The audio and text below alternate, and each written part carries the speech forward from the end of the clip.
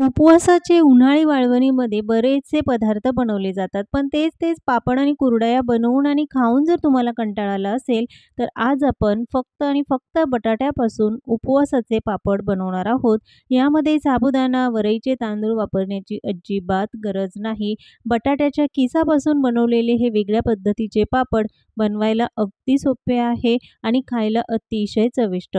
असा हा पांढरा शुभ्र किस आणि त्यापासून बनवलेले पापड यावर्षी उन्हाळी वाळवणीमध्ये जरूर ट्राय करा. आजची ही रेसिपी बनवायला अगदी सोपी आहे आणि खायला तितकीच चविष्ट. एकदा बनवा आणि वर्षभर खा असे हे बटाट्याच्या किसाचे पापड. मग चला बनवूया आजची ही रेसिपी. पण त्याआधी तुम्ही जर चॅनलवर नवीन असाल तर चॅनलला सबस्क्राईब, लाईक आणि शेअर मात्र जरूर करा. बटाट्याचे पापड बनवण्यासाठी 2 किलो बटाटे घेतले आहे. थोडेसे मोठ्या आकारातलेच बटाटे घ्यायचे. मध्यम किंवा लहान बटाटा वापरू नका, त्यामुळे कीस व्यवस्थित होत नाही. हातामध्ये मावेल इतका मोठा हा बटाटा आहे. 2 वेळा पाण्याने स्वच्छ धुवून घेतला आणि त्यानंतर याची साल काढून घ्यायची. शक्य असेल तर इंदोरी बटाटा वापरा, त्यामुळे ही बटाट्याचे वेफर्स आणि कीस अगदी पांढरा शुभ्र होतो. तळल्यानंतर जराही लाल होत नाही किंवा वर्षभर ठेवला तरी काळसर होत नाही. आता बटाट्याची साल काढून घेतल्यानंतर एका मोठ्या भांड्यामध्ये पाणी घ्यायचं. साल काढून घेतल्यानंतर लगेचच पाण्यामध्ये घालून ठेवायचे, म्हणजे ते काळसर होणार नाही. इथे मी इंदोरी बटाटा वापरलेला नाही तर साधाच बटाटा वापरलेला आहे. पण जर तुमच्याकडे इंदोरी बटाटा मिळत असेल तर अवश्य वापरा. आता आपण पाण्यामधून हे बटाटे मोठ्या परातीमध्ये काढून घेऊया, कारण आता आपल्याला बटाट्याचा कीस करायचा आहे. तर त्याआधी परातीमध्ये किंवा एखाद्या मोठ्या भांड्यामध्ये भरपूर पाणी घ्यायचं. किसणीचा सगळ्यात जाडसर जो भाग असतो त्याने बटाटा किसून घ्यायचा आहे. बटाट्याचा किस लांबसडक व्हावा यासाठी वेगळी अशी किसणी येते, पण जर नसेलच तर घरामध्ये जी किसणी उपलब्ध आहे ती थोडीशी जाडसर हवी, म्हणजे बटाट्याचा किस लांबसडक येईल आणि थोडासा जाडसर होईल. पातळ किस असेल तर शिजवल्यानंतर तो किस अगदी मऊ होतो आणि लवकर शिजतो, लांबसडक राहत नाही. म्हणूनच किस बनवताना देखील थोडासा जाडसरच ठेवायचा. अशाच पद्धतीने हा कीस करून घ्यायचा आहे. पण परातीत किंवा मोठ्या भांड्यामध्ये पाणी ठेवा आणि लगेचच त्यामध्ये कीस घालून घ्यायचा. त्यामुळे कीस काळसर तर होत नाही आणि त्यातला स्टार्चही लवकर निघतो. तर अशा पद्धतीने मस्त लांबसडक हा कीस तर तयार झाला. परत एका मोठ्या भांड्यामध्ये पाणी घेतलं आहे आणि त्यामध्ये कीस घालून स्वच्छ धुवून घ्यायचा. जवळपास 3 ते 4 वेळा ही प्रोसेस करायची आहे. जेवढं स्वच्छ धुता येईल तेवढा कीस असो किंवा वेफर स्वच्छ धुवून घ्यायचे. त्यातलं जेवढा स्टार्च निघेल तेवढेच वेफर्स असो किंवा कीस अगदी पांढरा शुभ्र होतो. जराही स्टार्च असेल तर वेफर्स हे सुकल्यानंतर काळसर होतात किंवा तळल्यानंतर अगदी लालसर दिसतात. त्यामुळेच मी हे स्वच्छ धुवून घेतलं. 3 ते 4 वेळा जरी कीस धुवून घेतला तरी त्यामध्ये स्टार्च राहतो आणि त्यामुळेच बटाट्याचे कीस किंवा वेफर्स हे काळसर होतात. तर किती वेळ धुवायचं आणि कसं ओळखायचं की यामध्ये स्टार्च आहे की नाही? पाण्यामध्ये जेव्हा हात घालून बघाल तर अगदी स्वच्छ हे पाणी दिसतं. इथपर्यंत कीस असो किंवा वेफर स्वच्छ धुवून घ्यायचे आहे. यामध्ये जराही स्टार्च नाही. जराही पाणी गढूळ वाटत असेल तर पुन्हा स्वच्छ धुवून घ्या. आता लगेचच कीस आपण शिजवून घेऊया. तर एका मोठ्या पातेल्यामध्ये 3 ते 3.5 लिटर पाणी घेतलं आहे. तोपर्यंत कीस पाण्यामध्ये भिजत ठेवायचा. पाण्याला चांगलं आंधण आलं म्हणजे हलकीशी उकळी आली की लगेचच यामध्ये मीठ घालणार आहोत.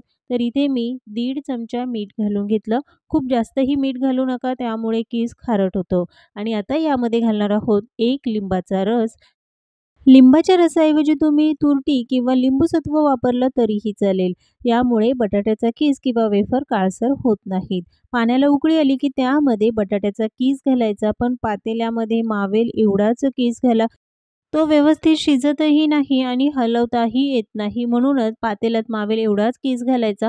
आता हा कीस किती वेळ शिजवायचा? तर कमीत कमी 5 ते 6 मिनिटं मध्यम आचेवर शिजवून घ्यायचा. खूप जास्त वेळ देखील शिजवायचा नाही आणि सतत हलवत राहायचा, म्हणजे एकसारखा कीस शिजला जातो. आता तो शिजला आहे की नाही हे कसं ओळखणार? तर जेव्हा कीस तुम्ही हातामध्ये घ्याल आणि त्याला दाबून बघितलं तर कीस जो आहे किंवा वेफर्स आहे त्याचे तुकडे होत नाही. बटाट्याचा किस हाताने दाबून बघितला तर जरासुद्धा तुटलेला नाही इतपतच शिजवून घ्यायचा आणि लगेचच एखाद्या चाळणीमध्ये काढून घ्यायचं, म्हणजे त्यातलं जे काही एक्स्ट्राचं पाणी आहे ते निघून जातं. सगळा किस काढून चाळणीमध्ये घालून घेतला आणि त्याच पाण्यामध्ये आपल्याला राहिलेला किस शिजवून घ्यायचा आहे. तर लगेचच राहिलेला किस आपण पाण्यामध्ये घालून घेऊया. दुसऱ्यांदा जो किस आपण शिजवण्यासाठी ठेवला त्यामध्ये वेगळं असं मीठ किंवा लिंबाचा रस वापरलेला नाही. सुरुवातीलाच जेवढं मीठ घेतलं तेवढंच मीठ एवढ्या किसासाठी पुरेसं आहे. 5 ते 6 मिनिटं किस शिजवून घेतला तोही चाळणीमध्ये काढून घ्यायचा आणि लगेचच पापड बनवून घेऊ. तर इथे मी प्लास्टिकचा पेपर वापरला आहे. याला मात्र तेल लावायचं नाही. एखादा चमचा घ्या, त्यामुळे हे प्रमाण योग्य होईल आणि पापड एकसारखे होतील. तर हा बटाट्याचा किस घेऊन तो हाताने हलकासा दाबून घ्यायचा आणि मस्त असा गोलाकार पापड तयार करायचा. अगदी सोपी पद्धत. न लाटता देखील मस्त असे गोलाकार पापड तयार होतात. एखादा चमचा किंवा वाटीच्या प्रमाणाने किस मोजून घ्या. त्यामुळे पापड सगळे एकसारखे होतील. पण पापड बनवताना खूप जाडसर बनवायची नाही. मध्यम जाड पापड हवा. खूप पातळही नको किंवा खूप जाडसरही नको.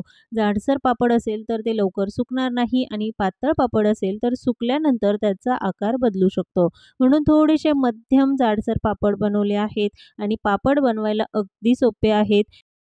पापडाचं जे मिश्रण म्हणजे बटाट्याचा जो किस आहे तो थंड जरी झाला तरी व्यवस्थित पापड बनले जातात. त्यामुळे कोणतंही टेन्शन न घेता अगदी बिनधास्त उपवासासाठी बटाट्याचे हे पापड जरूर ट्राय करा.